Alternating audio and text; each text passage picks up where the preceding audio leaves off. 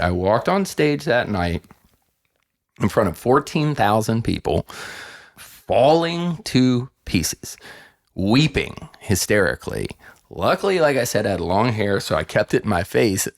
And our music is like super aggressive, so I'm just like, and I'm just. What was crying. the emotion? What was going on? What do you think? What was the emotion? I think it was just like, I don't know what I'm going to do. Okay. What is going on? What happened to my life? Right. How did I reach this point? Right. I had no. Here's just this raw nerve you've also been dulling the whole time. Yes, exactly. I was like, it's like someone had scraped my entire skin, like road rash all over my soul. Yeah. So I stood on stage in front of, 14,000 people screaming my head off while weeping uncontrollably. And I made it through that show. And that was my first day sober. You are listening to The New Man, Beyond the Macho Jerk and the New Age Wimp. Your host is men's coach Tripp Lanier. Do you believe you need alcohol or some other crutch to function at your best? Do fears like imposter syndrome or stage fright ever go away? And is it still worthwhile to be generous and kind? Randy Blythe is best known as the vocalist for the metal band Lamb of God. He's spent decades making records and playing to massive audiences all around the world. He's also just another guy you might see out surfing, and that's how he and I become friends. Today, we dive into his new book of essays, Just Beyond the Light, and his difficult path of sobriety. We also discuss how, after a fan lost his life at a show in the Czech Republic back in 2010, Randy chose to face trial when he could have found a way out. If you enjoy gritty stories, stick around and consider picking up his new book.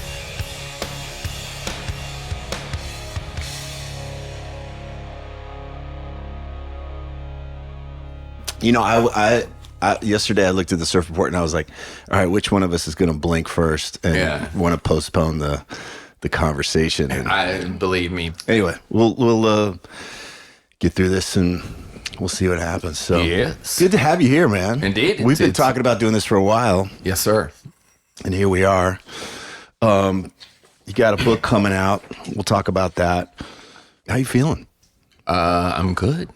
Yeah? Back's all right? No, it hurts. Is that just a normal thing? It's become that way. And I was walking a lot and doing a lot of these exercises. And then I went on tour and I've been traveling. And then I'm like, it kind of fell off, but I've started back up again. So, I have bulging L4, L5 discs and I'm rather active on stage. So, I'm at the point of diminishing returns when it comes to just relying on my natural, like, high metabolism and lean body composition. I'm having to really start taking care of myself some more. And I'm getting ready to do this spoken word tour for the book. And I'm going to be on stage standing and pacing and walking for at least 2 hours every night. Wow. So you got quite a few dates lined up for that too. Yeah, right? it's going to be a month. And I'm pretty excited about it. I'm pretty nervous. This is the first time you've done spoken word. Well, I did a spoken word event as just one of many at a storytelling event in Richmond at the Virginia Museum of Fine Arts. There's a podcast called The Moth. I don't know if you're familiar with it. Yeah. It was a storytelling event like that. Okay. It wasn't The Moth itself, but it was like that. There's several of them. And I told a story at the Virginia Museum of Fine Art, a cheery little tale from prison, with my friend Dave Brocky from Guar, who regrettably is no longer with us. He did that, and there were a few other storytellers. So I did that once, and it went pretty well, but this is going to be at least... Just by yourself. It's one thing to do it in conversation. Yeah. And it's another to like get up there and just riff. Yeah, well, there's going to be a couple of... the Richmond event is not a spoken word event. It's at the Ashland Theater, and it's going to be in conversation with my friend Kelly, who owns Fountain Books in Richmond. Okay. And it's going to be in conversation. Like, there's a couple of those like basic bookstore events, but I'm also a kinetic person, and I can't sit still, and I don't want to just read a couple of chapters and be like, please buy my book. It's like, I'm going to get up and talk and engage, and there'll be a Q&A with people at the end of the show, and then I'll sign everybody's stuff and take pictures. What is it like touring for you? Because you were out with Mastodon this last summer. Mm-hmm. And we were in communication from time to time about stuff that was going on. And I was going to bed at 9:30, and I was like, Rainey's probably just going to work right now. Yes, 100%. And I was just like, and I know beforehand you were having some issues with your back, and just like, just at this stage of the game, what, 53? I'm 53. I'll be 54 in February. Right. And it's not like you guys are sitting around a campfire playing acoustic tunes and just taking it easy. It's a very, very physical show. Yeah, it's it's always been that way for me. All the front men I admired, like HR from the Bad Brains, Jesus Lizard singer David Yao. He just jumps into the audience. He's like lunatic. The first before the downbeat. He's just in. Yeah, he's a lunatic in the audience. I used to go see the Rollins band, and Henry was always very physical, and then of course Iggy Pop. He's the godfather, who is just constantly a lunatic, and he still is, as old as he is. And he's a lovely gentleman. I got to hang out with him one afternoon. So I don't know, man. It's just something about when the music is that loud and that powerful. It's so much energy. Yeah, adrenaline. It's adrenaline, and it kind of just it takes over. I pay the price later. Okay, so you're not feeling it on stage. It's later on. Not after a little bit. I don't feel it on stage. It takes a song or two, and then I'm like, all right. Then by the end, I feel like someone's beating me with a baseball bat. But for that hour and a half, it's I'm in a zone, as they say. Well, I'm curious because you've been sober how long now? 14 years. All right. A lot of people that I talk to that are struggling with their sobriety. I'm not an expert on this or not, but there's I'm not an expert either, except for on my own. I appreciate that. Everybody is different. Like, everybody has a different relationship to whatever their thing is. Right. And I'm curious beforehand, like, did you think like, well, it'll be impossible for me to give up drinking and drugs? I need them. There's this almost like the common thread seems like I need this in order to do what I do in the world. I can't possibly give that up. Was that one of the things you were telling yourself? Because I'm thinking of the guy we see on stage, and it's like, that's not the guy we see on the street. He has to be on something. He has to be fueled by something. Right. And I can imagine there was a story that the drugs and the alcohol helped you get into that altered state or something like that. But what's your absolutely? That's a sort of cultural mythos, especially in rock bands, and even more so in a metal band. I believe that mythos is sort of shifting. That paradigm is shifting. The young kids don't think it's as cool to be fucked up anymore, like we did when we were kids. Yeah, it was part of that's what you did. Part of the deal. Yeah. And that it's a lie. It's definitely a lie that you need all that stuff to do what I do. But it's a cultural sort of mythos that I bought into, not just with music, but with writing. Because like any other angst-riddled 20-something male American dude, I loved reading Hemingway.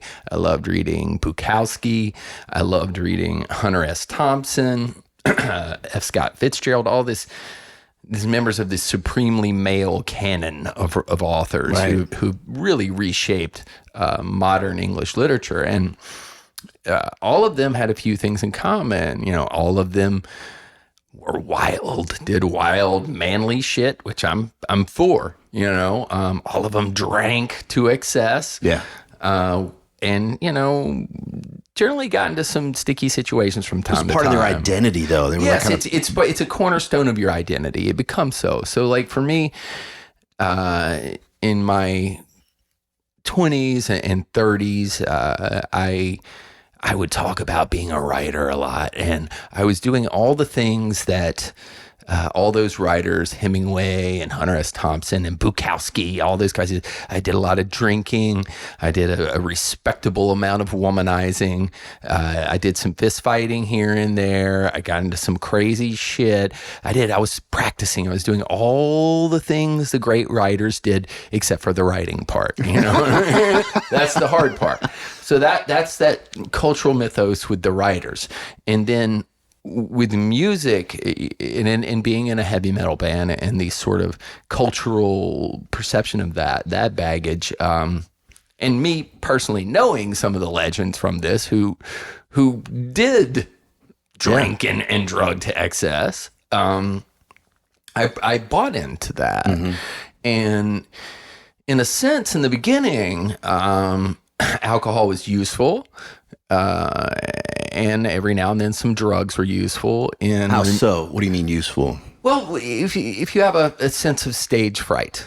Okay. So there's kind of the bottled confidence. A little liquid, liquid courage, a little bottled confidence. And we were a very confrontational band. So our earlier gigs were at house parties, squats, and things like that. They weren't even in clubs. And you're on the floor with people, and very physical. Very physical. Shit can crowd is going nuts. Crowd can be, you know, either aggressively not like you or aggressively really like you. Either way, it's also like a form of affection to get spit on and have stuff thrown at you, which was not cool, but you know. Luckily that was confined mostly to like England, I think, but every now and then you have some spitters, and I definitely punched a spitting person in the face, right? Fucking in their face. Going out as a young musician and, I'm not a trained musician. There's no school to teach you how to be a front man, how to get in front of people and do your thing. You're not like, okay, I'm relying on my training like a Navy SEAL, like falling back onto the level of your training. It's like, okay, let's go out and see what fucking happens. Yeah. Right? Yeah. And so that can give you the nerves. And in the early days, I could quiet those nerves with some alcohol, most certainly. They don't call it liquid courage for nothing, you know? After a while, that inhibits your ability to do your job, you know. Luckily, in my case, there's I wasn't doing Al Green. I'm not Pavarotti. Yeah. So if Pavarotti or like Marvin Gaye got up there all fucked up and was just like, people would be like, oh my God, this sucks. You're in a heavy metal band. we expect a certain wild there's coloring outside the lines. Yeah, a little coloring outside the lines, and there's an element of danger to it, which I think is valuable in music, at least in what we do. And there was definitely an element of danger to what we did, and you know, alcohol was part of that. And the thing is, though, man, you don't need that. That's a lie. How did you turn that corner? I mean, was it like, oh, I really don't need this, and you knew it the whole time? Or did you have to get kind of beat on the head repeatedly that I don't need this? I had to get beat on the head repeatedly that I was going to die if I didn't stop drinking. So... yeah, I can tell you about my first sober show if you want. Yeah. Okay, so usually we were in Australia, right? And we were on tour with a band called Metallica, and we had been out with them for about a year over the course of 2.5 years. We'd done Europe, United States a few times, and we ended this tour in New Zealand and Australia. And my last night of drinking was in Brisbane, Australia. And I went out with some friends and just got completely utterly fucked up, except for that it didn't work. You didn't get... I drank enough, and I'm sure had I been given a breathalyzer, they would have been like, Jesus Christ, how is this dude still alive? You know, there's almost no blood left in his alcohol system. You know? It's just Jack Daniels. It was just, you know, Victoria bitter beer and Jägermeister. And God, I did some like Molly that night because I couldn't find any. You didn't feel any of it. It wasn't impacting you. No, it wasn't. It stopped working. And the alcohol for me was a thing that shut off the voices in my head, the voices that were angry at the way the world was behaving, that were angry at myself for my own shortcomings and asshole-ish behavior, or moral cowardice at times, you know, whatever. Just harsh critic. Yes, incredibly. The inner critic was incredibly harsh, and still is sometimes, but I'm trying to ameliorate that from time to time. But anyway, I went out and it stopped working, right? And I woke up in Brisbane in a hotel balcony, and I looked out on the street below. And have you been to Australia? Not yet. It's fucking rad, dude. So, right? It's one of my favorite places. And one of my favorite bookstores in the world was directly across the street from the hotel. And then down the street some more were great restaurants, plenty of food. And then over to the left was the Brisbane Botanical Gardens, which are cool. And they've got all sorts of beautiful, like, weird plants we don't have. And of course, it's Australia, so you're going to see weird ass animals and birds and shit. It's on a river. You. It's just a gorgeous place, right? And so I looked out from my hotel balcony, and I had a suite. It was very nice. We're in Australia. I've got money in the bank. I'm on tour with fucking Metallica. Yeah. It's the biggest heavy metal band in history, not to mention one of the biggest bands in the world, period. Yeah. I got money in the bank account. My band, I've learned somehow to function well enough drunk that I can still do my job. I still had a romantic partner at that time, you know, a long-term romantic partner that ended eventually. But at that time, I still had her. And everything on the outside was good, right? And I looked out over this street and all this cool shit, and I realized I didn't want to do anything. I didn't want to exist. Mm-hmm. Like, it wasn't like I felt suicidal, like I want to kill myself. Right. But I was like, I don't want to be here anymore. Mm. I just want to vanish from existence. Mm. And I looked over at this table where I had set the beer bottles from the night before, because I'd been drinking for a few days, and I'm kind of a weirdo OCD dude with my surroundings. So I had very carefully, even while intoxicated, lined these beer bottles perfectly up in this, like, you know how like bowling pins would be, like they're just perfectly lined up, touching each other. All the labels are facing the right way, because I'm trying to, by controlling my external environment, I get it, exert some sort of control on the disaster that is Randy. I get it, right? Yeah. So I looked over at these beer bottles that were empty, and they were stacked there.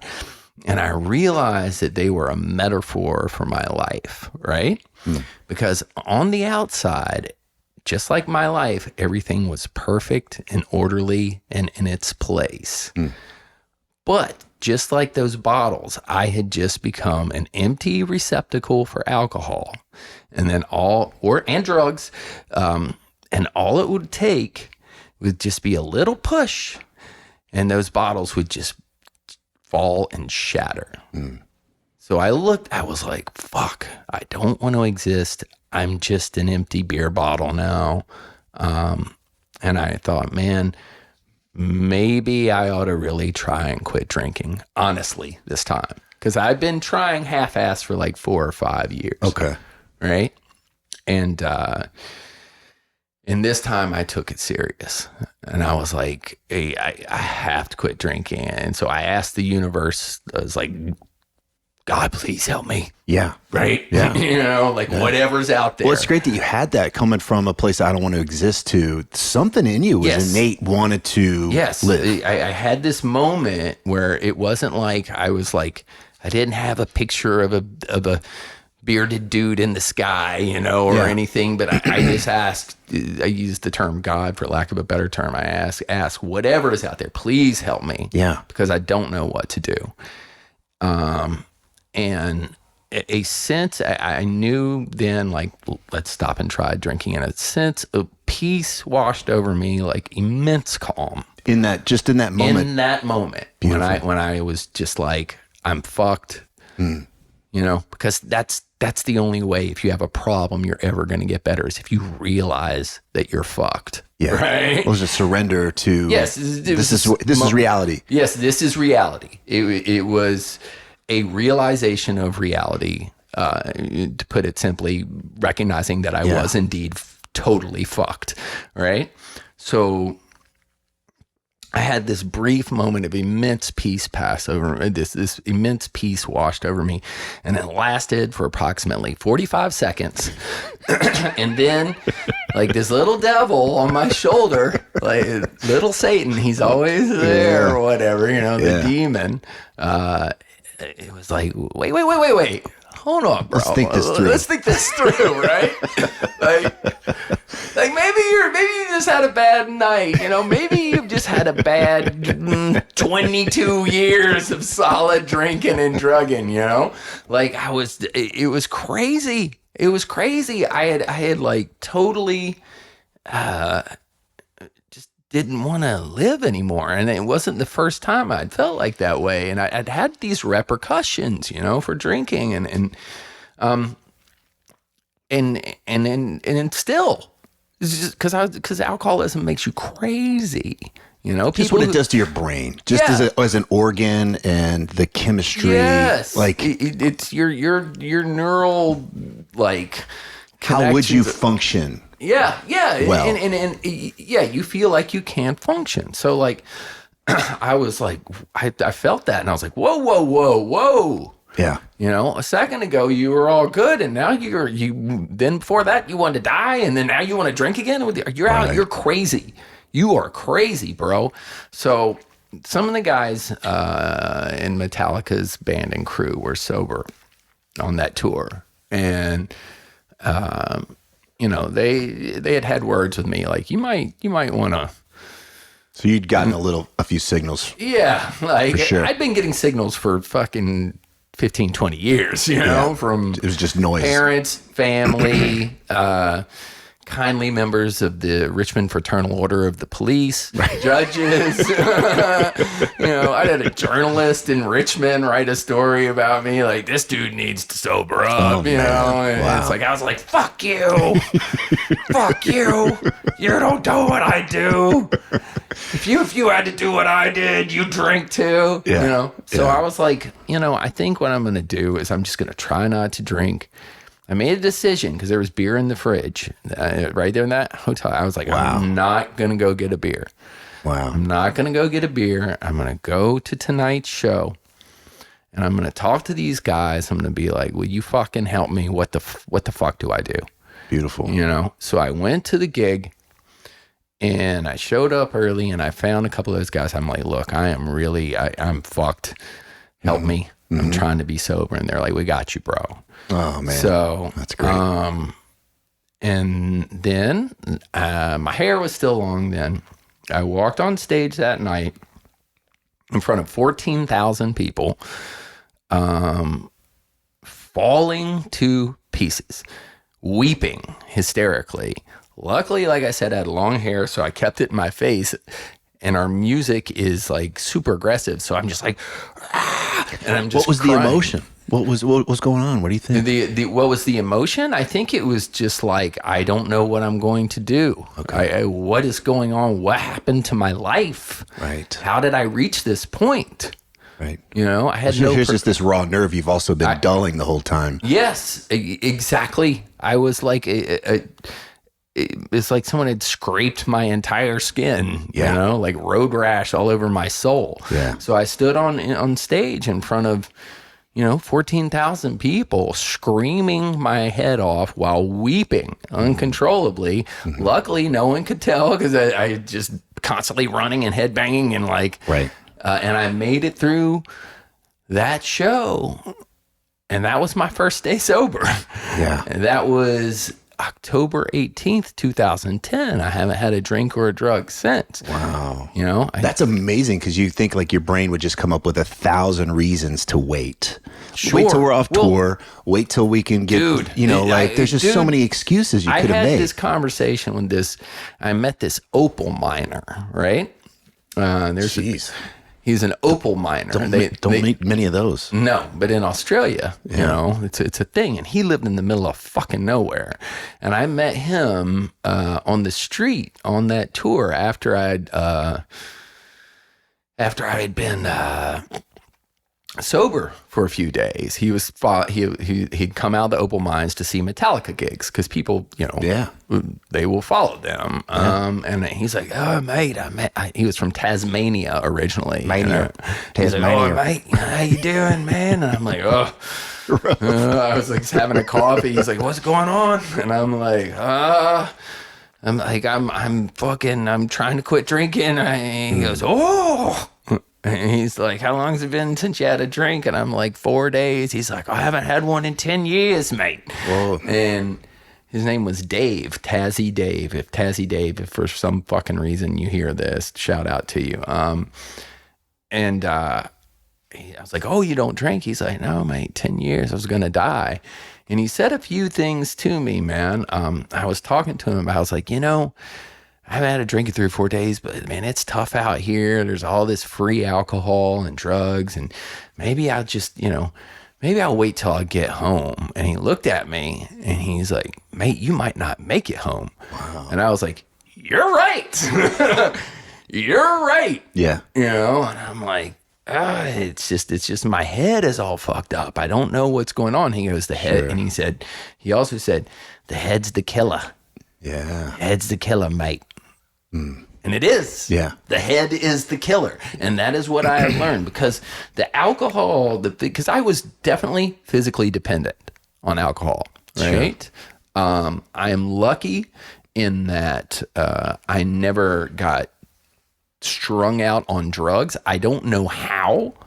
It wasn't for lack of trying. I did plenty of drugs, all of them. But alcohol was your thing. Alcohol was my baby.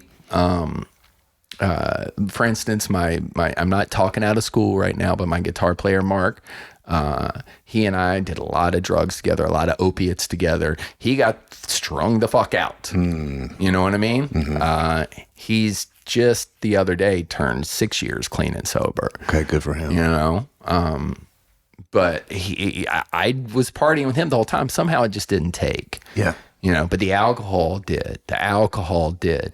In alcohol, there's two substances where coming off of them, for anybody who's struggling, this is something I will tell you. There's only two substances that will actually kill you if you come off of them, depending on how your body is. And you may need to be professionally detoxed. One is alcohol. Alcohol can kill you.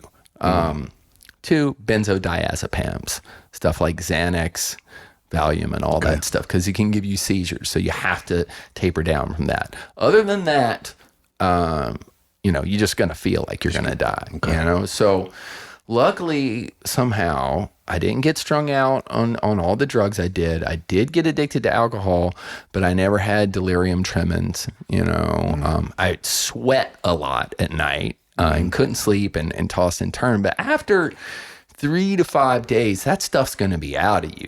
Alcohol, it's going to be gone. So there's the physical component that's handled. That is not the main problem, though.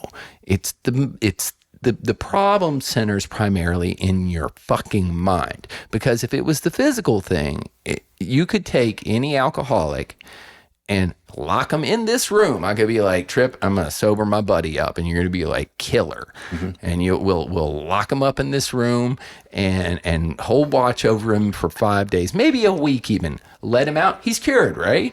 That's not what happens. Mm-hmm. People come They go to rehab. You see all that like celebrity rehab shit, all that stuff.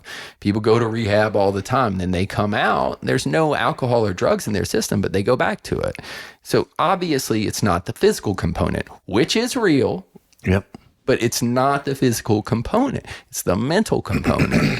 So for me, it's been a sort of constant process of assessing my mentality, daily assessing my mentality, reminding myself of where I come from. This is not hard. I'm not one of these guys like, oh my God, I'm an alcoholic. I just daily do a little check-in with myself, and I'm like, dude, you're an alcoholic. Let's not drink today. That's all I got to do. I don't got to worry about the rest of my life. I just got to be like, let's just make it through the end of the fucking day. You're going to be all right. And I think it's important that's still happening 14 years later. The minute I forget it, I'm fucked. Yeah. Because like I said, when I had that moment of clarity on a hotel balcony, like where I was like, oh, I have this peace, this moment of clarity. And then all of a sudden, ding, ding, ding, ding. Right. You want to drink. That will come for me. Sure. Yeah, the last time, and I like that you expect that. I think that there's an aspect of this which is like all of us wanting a finish line, whether we're talking about alcoholism or our career and money, or yes, there's this once I'm here, I'm done. Right. Yeah. Here's the laugh. Right, is that there's the reality of like, no, every day is I'm going up against this. I don't have to be crippled by it, but I need to expect that it's there. I need to be a reality-based motherfucker, right? For me, I have 22 years of evidence of what happens when I drink and do drugs. Like hard evidence. Yeah.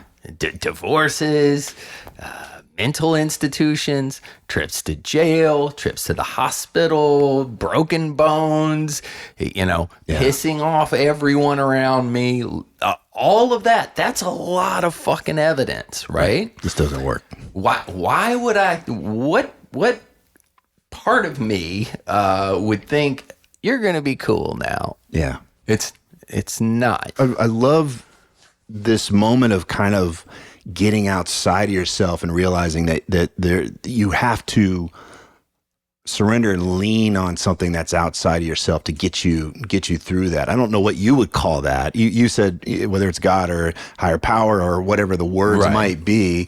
Was your dad a minister? He was. Right? He still is. What's your relationship he's a Quaker minister now. Okay. What's your relationship to that part of the world, if you're open to talking about, and how that might feed into this? To spirituality? Yeah. To a conception of a higher power? Right. I had some negative experiences with religion, organized religion growing up. Did you grow up in the South? Like, oh yeah, I grew up in I the South. Yes, sir. That was a joke. Did. Yeah. Yes, sir. Southern Baptist. Yep. You grew up in the South. We know there's a church every quarter mile, and that's right. They're all judging the hell out of you. There were some negative experiences within the church when I was a child. Did that come from your dad's church, or was that community? The first one? Mm-hmm. It did. Yeah. But not from him. Okay. I will say this. My father is an extremely moral man, and he walks the walk. He doesn't just talk the talk. Very intelligent man, and no longer a Southern Baptist. Not to trash talk any Southern Baptists out there, but they are a bit literal with their interpretation of the Bible. I think. Was there a relationship to God or this higher power beforehand, or was that the moment that you kind of leaned on? When I was a child, I was raised in the church, right? I was raised in the Southern Baptist Church, and I was always taught that God loves everyone, and we shouldn't judge everyone, and we shouldn't judge anyone, and that we're all equal under the eyes of God. And then around 7 or 8 years old, I began to notice rank hypocrisy. Yeah. Within church-going people, on how they treated other people, how they viewed other people, what they would say on the side, And I was like, okay, this is all bullshit. So I was kind of done with the whole God thing, I was not an atheist. I've never been an atheist, but I was. I don't know. I just kind of loosely, I guess, gave lip service to the idea of a God, some sort of spirit, some sort of higher power. And it wasn't until, I was really brutalized by alcohol to the point where I had to ask something outside of myself, for help, because nothing else was there on that balcony. Yeah. Just me. I'd like, please help me, something. Yeah. And so I definitely believe in a higher power. I don't know if it is a cognizant, rational thinking deity. I don't know if it is simply reality itself. I don't know if it is an underlying energy that runs through everything. But I think there is at least a sense of order to the universe. So I've heard the God uses an acronym for good orderly direction. If there wasn't any sort of direction, even within chaos, even within the chaos of our universe, I think everything would just cease to exist. So do I believe in a God, for lack of a better term? Yes. Do I attempt to have a conscious contact with that quote unquote God? Yes, on a daily basis. Really, the main point of it is, do I know what that God is? Absolutely not. No clue. And I think it doesn't fucking best matter. Is to keep it wide open, because instead of trying to pin it down. It's also, it seems illogical to me, right? I don't think we can comprehend it. Yes, I don't think we can comprehend specifically with our limited senses. Like, if you think about a dog can hear things that we can't hear, right? Yeah. Like, I think we are not attuned to the frequencies of the divine, not yet. So, like, it doesn't make sense for me for there to be a specific sort of monolithic one particular God that this is it. Because if there was, despite what cult leaders and televangelists and charlatans throughout the ages have tried to sell you, if someone had the fucking answer, then it would be self-evident when they presented it to you. Right. But it's not, right? So I think with a lot of religions, at least the historically based ones, I think there's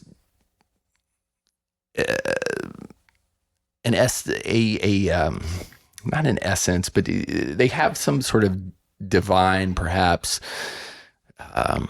divine aspect to this stuff, and maybe it's the divine expressing itself through a particular person, so that culture in that moment, in that time, can understand it. Right? I love the way you put that.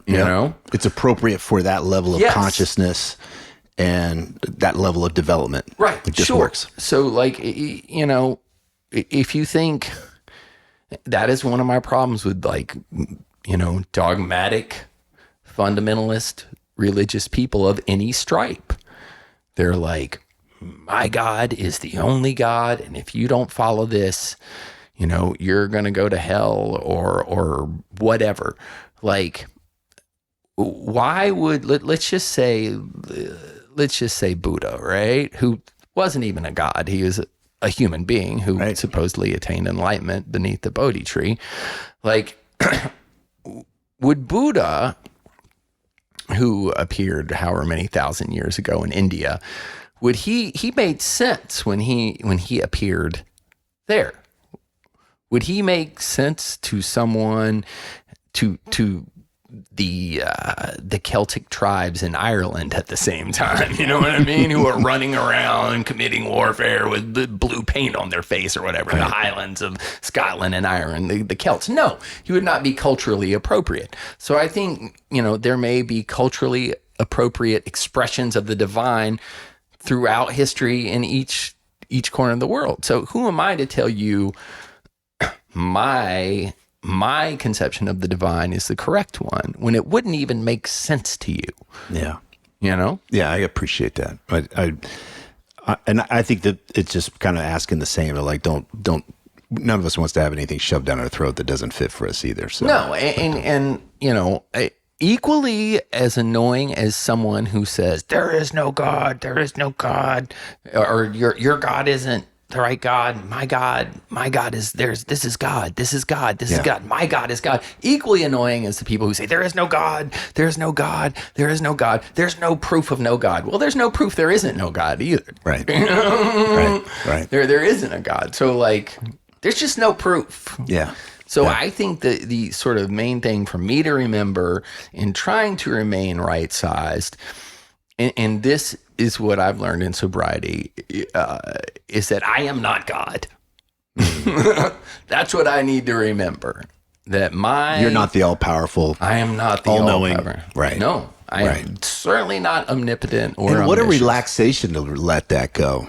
It's so great to not have to know all the answers. Fuck it. Let's see what happens, you know? You mentioned your dad. You mentioned morality a minute ago. That was one of the things I wanted to bring up because yesterday we talked briefly, and I asked if it would be all right if we talk about the time that you spent in Prague and the trial you went through. I'll give a little context in the introduction of this conversation, but the short end of it is that you were arrested and charged with it. Was it with manslaughter? Yeah, the right? equivalent of manslaughter. The equivalent of manslaughter. You spent 5 weeks in prison? 37 days. 37 days. And then flew home. Yeah, got bailed out. And then here's the kicker, returned to go to trial. Yes. Okay. Right. That's a sticky one there, right? Like for a lot of folks, there's a why bother? I just won't go to Prague anymore. Right. And we'll put this in the rearview mirror. Right. Instead, you risk the chance that you could be found guilty of this and spend 5 to 10 years in prison, and you went back to face trial. Right. Okay, I want you to walk me through that. I get it, but it also seems like it would be so easy to justify not going. And I want to know your process and walking through, especially after 37 days in jail. Right. That you could be like, yeah, I'm not fucking coming back and risking the possibility of going to prison. Right. So walk us through that one. Well, I think, to put things, I had to kind of put things in context here. It's that although I'm pretty sure that I knew what happened during the show where this young man lost his life a month after the show. Yeah. I had a rough idea, I wasn't drunk during the show. I knew that for a fact. Thank goodness. I knew I hadn't tried to hurt anyone purposely.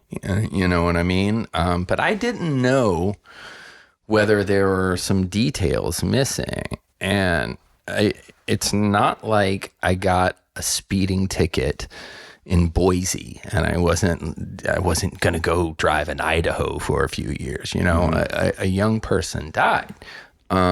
So the family of this young man never came at me in the press. They were never like, this guy's a monster or whatever. They just wanted to know what happened to their son. Right.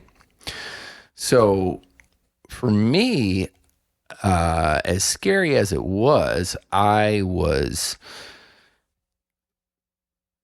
needed answers myself that I thought perhaps only a trial or talking, and the only way I was going to talk to people over there was during a trial. I needed answers. If there was some component of responsibility that I held for this young man's death that I was unaware of, if I had behaved in a manner that I did not remember, or if I had done something that I was not aware of. I needed to be made aware of that, because if I held some sort of responsibility for this young man's death, and I didn't want to look at that, then it's only a hop, skip, and a jump for me to be like, you know what? This is all very uncomfortable, and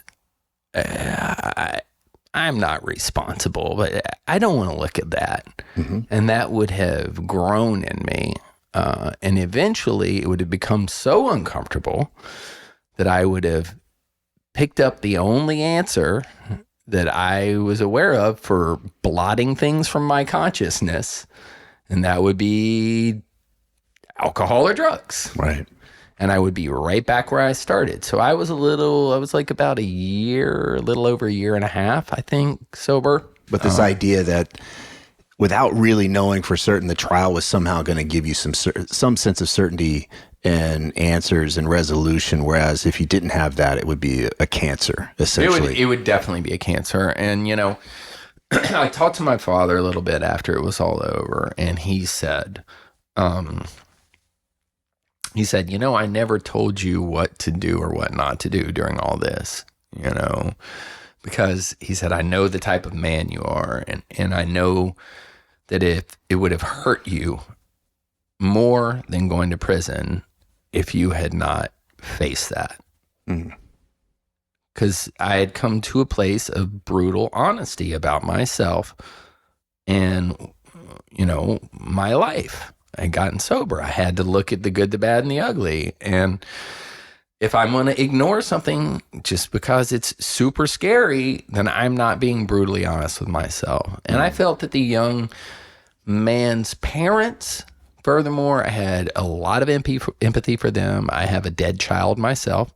You know, I had a daughter much earlier who died shortly after birth. And that was a great excuse to drink too, by the way, losing a kid. But I understood in a sense what those people were going through. Like, it's horrifying losing a child. It's the worst thing ever. So I was like, these poor people, they don't know. They aren't metalheads. They don't know what a show is like. They don't have any clue. They just know their kid went to go see my band and he's dead now. So I need to try to the best of my ability to provide these people with some answers as to what happened that night. I felt a moral responsibility. I couldn't just be like, fuck you. That's not right. And yes, it was very scary, but I'm certain I would have drank again had I not gone back and faced trial. Certain of it. Yeah. I can appreciate that answer. Or have killed myself, or just committed suicide, because the psychic weight of that would have killed me. I can imagine just even the accusation, right? Even if you knew, I didn't do this, but just the fact that the accusation could still be tremendous if we allowed that. Yeah, absolutely. You know, and I'm, you know, I talk the talk of being responsible for your own actions. So I got to walk the walk. When the time comes. Yeah. I appreciate that. That's a part of the story I don't think folks get the weight of when I've been aware of the story for a while, but that part I really wanted to ask you about, and we hadn't talked about it yet. So I appreciate that. No worries. You know, there's a theme in this new book that you've got, and, I think people might be really to watch you on stage and watch the aggression, the ferocity. I mean, the ferocious is how I tend to describe your music, and it's just like, holy shit, it's so in your face and enjoyable. And if you enjoy that kind of energy, if you got range for that. And then there's this, like, how much more kindness and generosity could there be? And you tell a couple of stories in the new book that revolve around trying to help folks kind of get well. And so I wonder, Is that always been in your blood to find ways to be kind and to help others? It doesn't fit with the young macho. Hemingway didn't write about fucking helping other people. No. Bukowski wasn't about helping other people. No. So where did the kindness and generosity and like let's help one another out thing come from? I think I was raised by very moral parents, very kind parents, that's what they taught me. They taught me that's what I was supposed to do, to show compassion and show compassion for others and help the less fortunate. And in the book, I talk about it when I was a kid. My mom loves to tell this story. I was, second grade or something, and I was watching TV and I saw one of those like save the children, like starving children in Africa, like commercials or whatever. And I remember this story. Yeah. This deeply upset me because I did not, I do not come from money at all, right? I was a preacher's kid, poor as shit, right? But like, at least we had home, we had plenty of food, I had clothes on my back, So like did not understand these poor little children, We were inundated with those commercials at that constantly, time. And I'm like, oh my God, like, don't they have any neighbors? Like we are like my neighbor has a garden. We get okra from it, how is this possible? So they give the phone number, and then like, my mom said, like, I walked in the kitchen, handed her the phone, and I said, the lady wants to talk to you. She's like, what? She picks it up, and it's one of the ladies from this. And I have called, and I have told the Save the Children or whatever organization that they can have all of our money. Take it. Because we don't need it. We're doing good. We're good.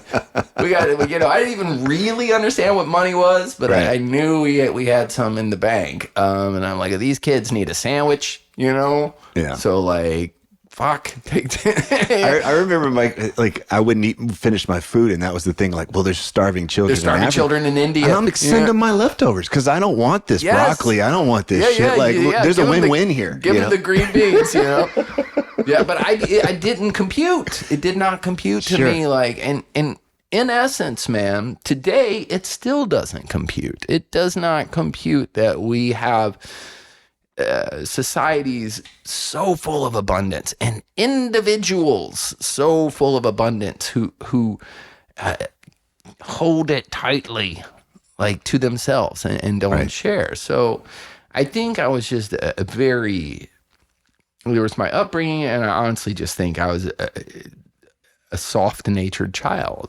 Mm-hmm. I was very, very soft, very sensitive.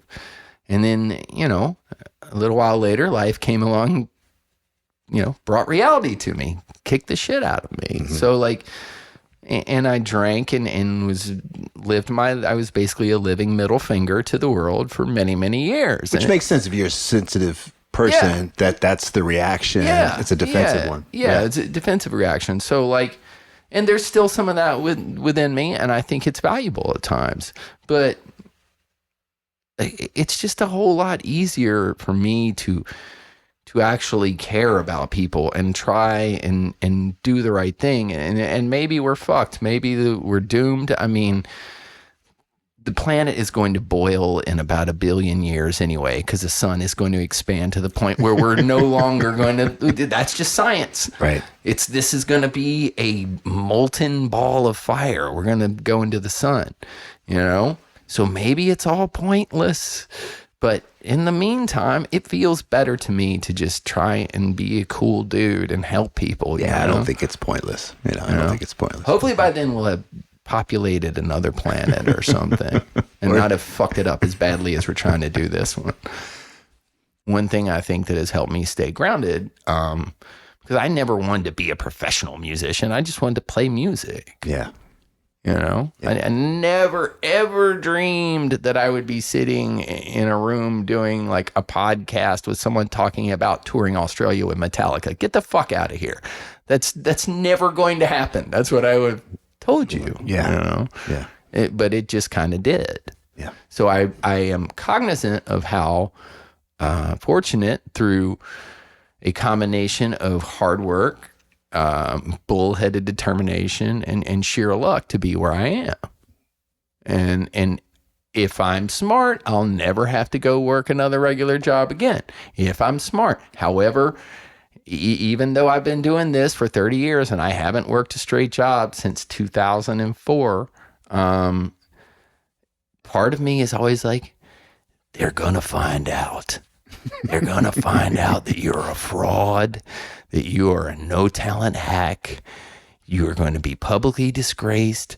All of your possessions are going to be taken from you. So there's still this imposter syndrome. Oh, yeah, dude. Oh, yeah. Like there's still, it's not as bad as it used to be.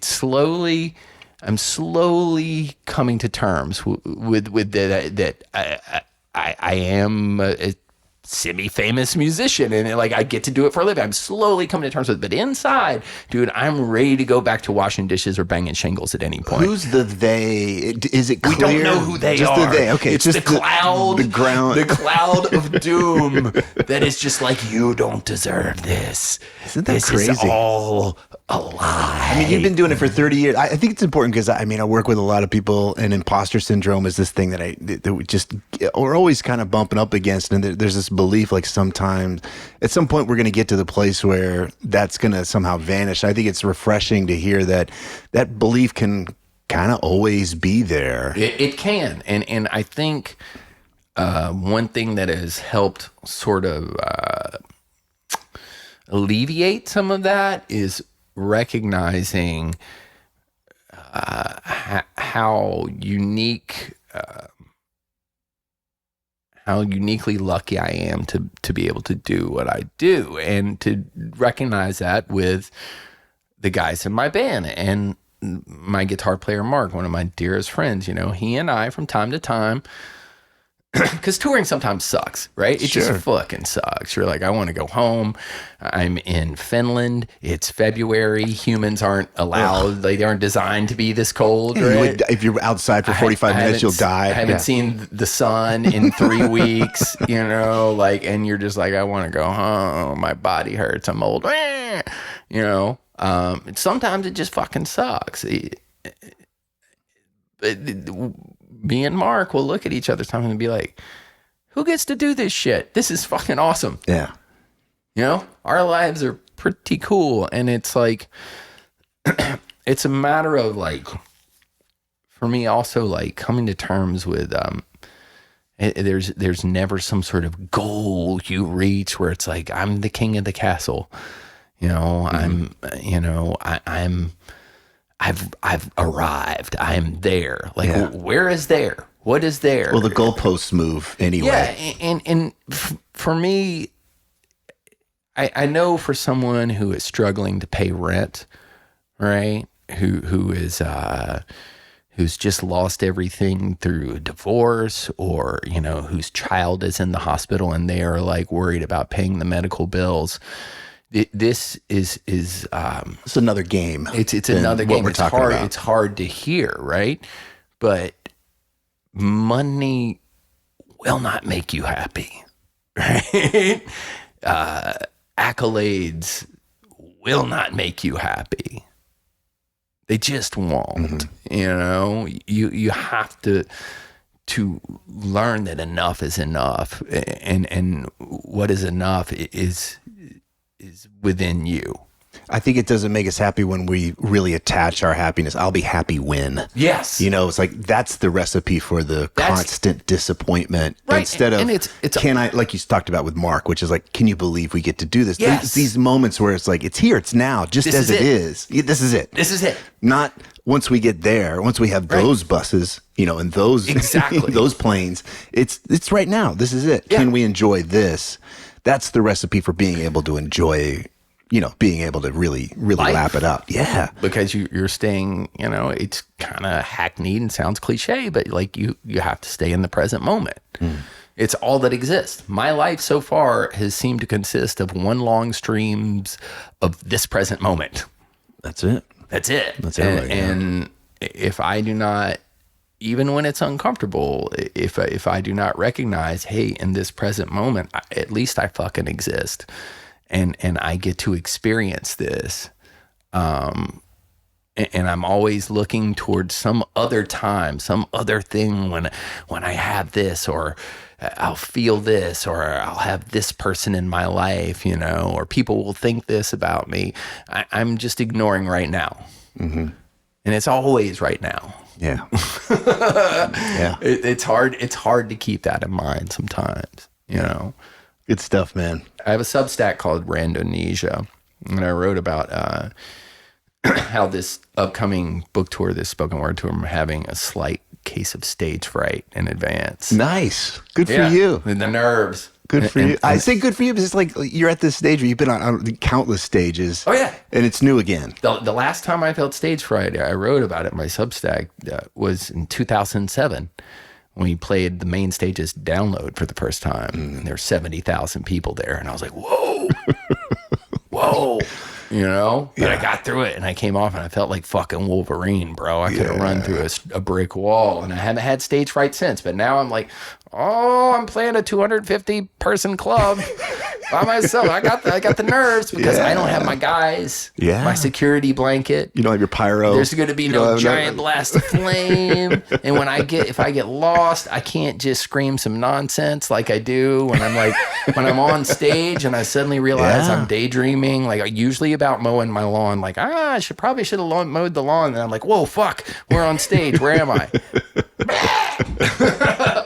You know? I think it's cool. I mean, I'm not happy that it's, uncomfortable for you, but I'm happy that you're still finding ways to challenge yourself it's in good that to have regard. Some nerves. Yeah. Man. It's good to have some nerves. I don't think that's a bad thing. Of course, I'd be like, oh, wow, he's going to fuck it up. But you're not. You're going to rock it. You're going to have a great... I'm pretty sure I'm going to get through it okay. Yeah, I think so. One way or the other. Yeah. Hey, brother, thanks for doing this, man. Thank you so much, Tripp, man. We've been talking about this for a while, you know. We better check the surf report. Yeah, no shit. Let's fucking get after it. Might be some waves. If these interviews are helping you, please leave a positive review on whatever podcast app you use so that others can discover the show more easily.